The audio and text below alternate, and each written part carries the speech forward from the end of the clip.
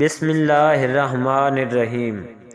ابو جہل وہ بدبخت کافر تھا جس نے ساری زندگی رسول اللہ صلی اللہ علیہ وآلہ وسلم کو تکلیف اور دکھ کے علاوہ کچھ نہیں دیا۔ فرعون اور نمرود کی موت کی طرح ابو جہل بھی کتے کی موت مرا۔ حضرت عبد الرحمن بن عوف رضی اللہ تعالی عنہ سے مروی ہے کہ جب جنگ بدر کا میدان لگا ہوا تھا تو معاذ اور معوذ رضی اللہ تعالی عنہ میرے پاس آئے۔ انہوں نے مجھ سے دریافت کیا کہ ان لوگوں میں سے ابو جہل کون ہے؟ میں نے ہاتھ کا اشارہ کرتے ہوئے ان کو بتایا کہ وہ ابو جہل ہے۔ انہوں نے کہا کہ چچا جان، اس ظالم نے ہمارے نبی پاک صلی اللہ علیہ وآلہ وسلم کو بہت ہی دکھ اور تکلیف پہنچائی ہیں، اس لیے ہم ابو جہل کو نہیں چھوڑیں گے۔ عبد الرحمن بن عوف رضی اللہ تعالیٰ عنہ فرماتے ہیں کہ جو ہی میں نے ان بچوں کو ابو جہل کا بتایا تو وہ بچے بجلی کی رفتار کے ساتھ ابو جہل کی طرف بھاگے۔ انہوں نے ابو جہل پر ایک زوردار ضرب لگائی۔ ان کی پہلی ہی ضرب سے ابو جہل اونٹ سے نیچے گر گیا۔ پھر انہوں نے ابو جہل کا پاؤں پر تلوار کا وار کر کے اس کا پاؤں ہی ٹانگ سے الگ کر دیا۔ ابو جہل کا بیٹا مکرمہ دیکھ رہا تھا۔ مکرمہ نے وار کر کے میرے بازو کو کاٹ دیا۔ میرا بازو کندھے سے لٹک رہا تھا۔ پھر میں لٹکتے ہوئے بازو کے ساتھ بڑی تیزی کے ساتھ لڑ رہا تھا۔ جب بازو نے مجھے بہت ہی زیادہ تنگ کرنا شروع کیا تو میں نے بازو کو اپنے پاؤں کے نیچے رکھا اور زور لگا کر بازو کو اپنے تن سے جدا کر دیا۔ حضرت معاذ رضی اللہ تعالی عنہ سے مروی ہے کہ میں نے موقع پا کر ابو جہل پر پھر وار کیا، جس سے ابو جہل کے جسم سے خون کے فوارے جاری ہو گئے۔ عبداللہ بن مسعود رضی اللہ تعالیٰ عنہ بھی ان میں شامل تھے۔ حضرت محمد صلی اللہ علیہ وآلہ وسلم نے تمام صحابہ کرام کو ابو جہل کی ایک نشانی بتائی تھی کہ ابو جہل کے گھٹنے پر نشان ہوگا۔ صحابہ کرام رضی اللہ تعالیٰ عنہ نے عرض کی کہ یا رسول اللہ صلی اللہ علیہ وسلم، ابو جہل کے گھٹنے پر وہ نشان کس طرح آیا تھا؟ رسول پاک صلی اللہ علیہ وسلم نے فرمایا کہ ایک دفعہ میں اور ابو جہل عبداللہ بن جدعان کے گھر دعوت میں شامل تھے۔ اس وقت تمہاری عمریں بہت ہی چھوٹی تھیں۔ ہم دونوں میں کسی بات کو لے کر لڑائی ہوئی۔ میں نے ابو جہل کو زور سے دھکا دیا تھا، جس کی وجہ سے ابو جہل زمین پر گر پڑا۔ ابو جہل کے گھٹنے پر گہرا زخم آ گیا۔ وہ زخم تو ٹھیک ہو گیا تھا لیکن اس کا نشان آج بھی ہے۔ یہاں اب مسعود رضی اللہ تعالیٰ عنہ فرماتے ہیں کہ میں میدان میں ہر لاش کو الٹا الٹا کر دیکھ رہا تھا کہ مجھے ایک جگہ پر ابو جہل زخمی حالت میں نظر آیا۔ میں اس کے پاس گیا تو میں نے دیکھا کہ وہ ابھی مرا نہیں تھا بلکہ زندگی کی آخری سانسیں لے رہا تھا۔ اس کے جسم سے خون کے فوارے جاری تھے۔ پھر میں نے رسول اللہ صلی اللہ علیہ وآلہ وسلم کی بتائی ہوئی نشانی کو دیکھا تو مجھے یقین ہو گیا کہ یہی ابو جہل ہے۔ میں نے اس کی گردن پر اپنا پاؤں رکھ کر اس کو زور سے گھسیٹا تو درد کے مارے اس کی چیخیں نکل پڑی۔ میں نے ابو جہل سے مخاطب ہو کر کہا کہ اے خدا کے دشمن، اللہ تبارک و تعالی نے تجھ کو ذلیل و خوار کر کے رکھ دیا ہے۔ ابو جہل مجھ سے کہنے لگا کہ اس میں ذلت والی کیا بات ہے؟ میں تو اس آدمی سے بدلہ لینے کے لیے یہاں آیا تھا جس شخص کو تم لوگوں نے قتل کر دیا ہے۔ اس نے مجھ سے دریافت کیا کہ بتاؤ اس جنگ میں فتح کن کی ہوئی ہے؟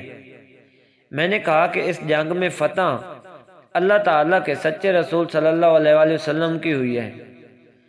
پھر اس نے کہا کہ اے ابن مسعود، چرواہے تو بہت ہی اونچی جگہ پہنچ گیا ہے۔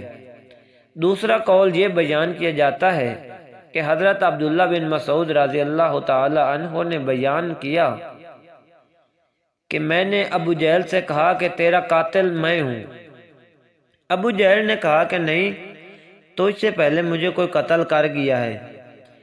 ایک قول یہ بھی بیان کیا جاتا ہے کہ جب ابن مسعود رضی اللہ تعالی عنہ ابو جہل کے سینے پر بیٹھ کر کہنے لگے، اے اسلام کے بدترین دشمن، تم تو فرعون سے بھی زیادہ بدبخت نکلے ہو۔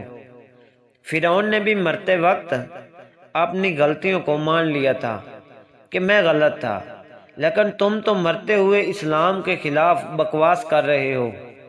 یہ سن کر ابو جہل نے جواب دیا کہ اپنے آقا محمد صلی اللہ علیہ وآلہ وسلم کو جا کر میرا یہ پیغام دے دینا کہ ابو جہل تو اس دنیا سے چلا گیا ہے، لیکن وہ یہ پیغام دے کے گیا ہے کہ حضرت محمد صلی اللہ علیہ وآلہ وسلم کا سب سے بڑا دشمن میں ہوں۔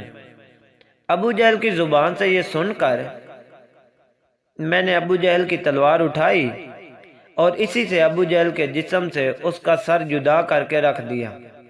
فرماتے ہیں کہ میں نے جسم سے سر کو جدا کر کے نبی کریم صلی اللہ علیہ وآلہ وسلم کے پاس لے گیا۔ میں آقا دو جہاں صلی اللہ علیہ وآلہ وسلم کی بارگاہ میں ابو جہل کا سر پیش کرتے ہوئے عرض کی، یا رسول اللہ صلی اللہ علیہ وآلہ وسلم، یہ ابو جہل کا سر ہے۔ رسول پاک صلی اللہ علیہ وسلم نے فرمایا کہ قسم ہے اس ذات کی جس کے قبضے میں میری جان ہے، بے شک یہی ابو جہل کا سر ہے۔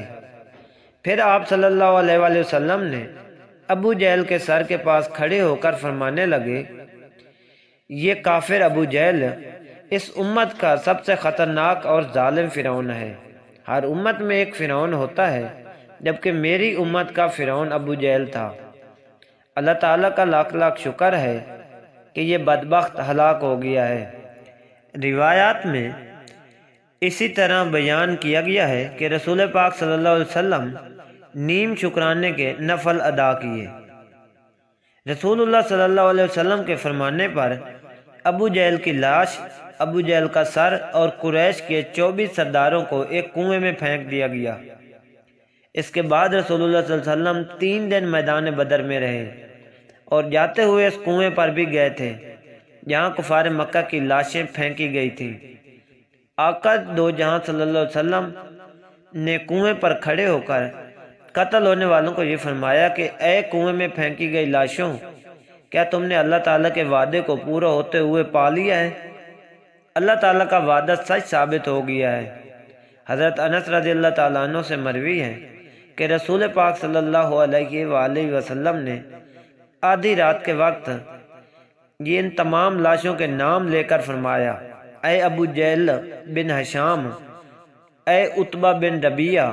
اس طرح نبی کریم صلی اللہ علیہ وسلم نے سب کنویں میں پھینکی گئی لاشوں کے نام لیتے ہوئے فرمایا کہ کیا تم نے رب کائنات کا وعدہ پورا ہوتے ہوئے دیکھ لیا ہے؟ کیا تم نے اپنے خداؤں یعنی بتوں کا وعدہ سچ پایا؟ میرے خدا نے جو مجھ سے وعدہ کیا تھا وہ سچ ثابت ہو گیا۔ اس پر صحابہ نے پوچھا، یا رسول اللہ صلی اللہ علیہ وآلہ وسلم، آپ لاشوں سے باتیں کر رہے ہیں؟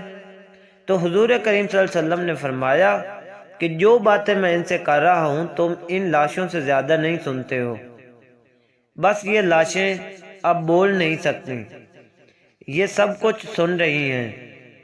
امام طبری لکھتے ہیں کہ محمد بن اسحاق بیان کرتے ہیں کہ بعض علماء کرام نے یہ بات بیان کرتے ہوئے کہا ہے کہ تم لوگوں نے مجھ سے دشمنی کی، بلکہ دوسرے لوگوں نے مجھ سے دوستی کی۔ تم نے مجھ کو میرے ہی شہر سے نکال دیا، دوسرے لوگوں نے مجھ کو اپنے شہر میں پناہ دی۔ تم لوگ مجھے جھوٹا کہتے رہے، دوسروں نے مجھے سچا اور آخری نبی صلی اللہ علیہ وسلم کہا۔ تم لوگوں نے مجھ کو بے شمار تکالیف دی، لیکن دوسرے لوگ میری تمام پریشانیوں میں شریک رہے۔